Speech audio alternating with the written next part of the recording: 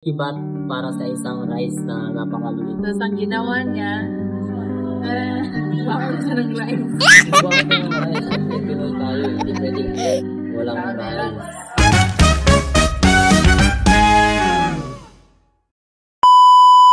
Hello everyone! Samahan niyo kami ngayong hapon.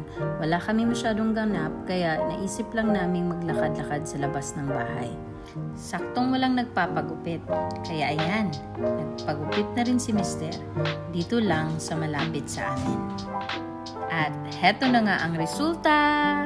French crop daw yan. Mukha na ba talagang French? Ngayong gabi, plano namin kumain sa KFC. Yes, meron ding KFC dito sa Thailand. Meron ding McDo, pero mga 30 minutes away pa. At wala pang Jollibee dito. Kaya kapag nakakakita kami ng mga ganitong fast food chain, nakakamiss bigla bilang isang Pilipino. Iti-treat ako ng aking Madalang lang kami kumain sa labas. Usually kapag may extra lang mula sa tutor classes namin. Madalas, nagluluto lang kami sa bahay. guys. Kailangan nyo kung anong laman.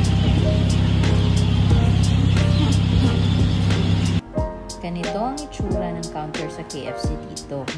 Puro fried chicken lang ang mga nakadisplay. Mapapansin mo rin, hindi tulad sa Pinas, wala silang nakadisplay na rice. Pero don't worry, pwede ka rin mag-order ng kanin. Sabihin mo lang sa staff. Dito, self-service din. Pick up mo lang ang order mo. Ayan, si Mister, kumukuha na ng utensils at sauce para sa mga order namin.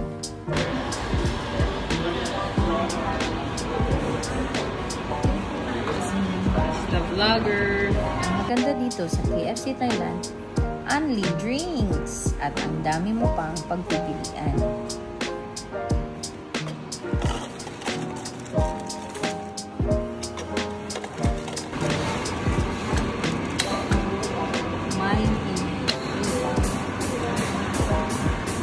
Ito na ang mga order namin. 4 na original flavored chicken, 2 spicy chicken, fries at egg tart. Lahat worth around 400 pesos. Sige lang, minsan lang naman to. Reward na rin namin sa isa't isa. Pagkatapos ng isang buong weekend na pagtutugulan namin. Konti lang kasi ang rice. Tapos taray tayo. Dito po tayo. Meron dito. Ito ng rice. 20 baht para sa isang rice na napakalulit. Tapos ang ginawa niya, bakit siya ng rice?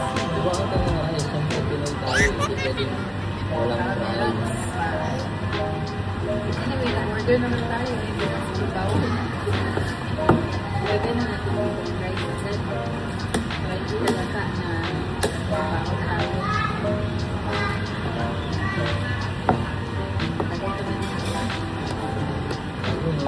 Yung maubos ko lang. Philippines 101. Practical. Braided bag. Or Siyempre, hindi pwedeng hindi magpasalamat sa itaas sa lahat ng blessings at sa kanyang gabay sa aming buhay. Habang kami ay kumakain, makinig ka muna sa akin. Lahat ng nangyayari sa buhay natin ay bahagi ng paghahanda ng Panginoon.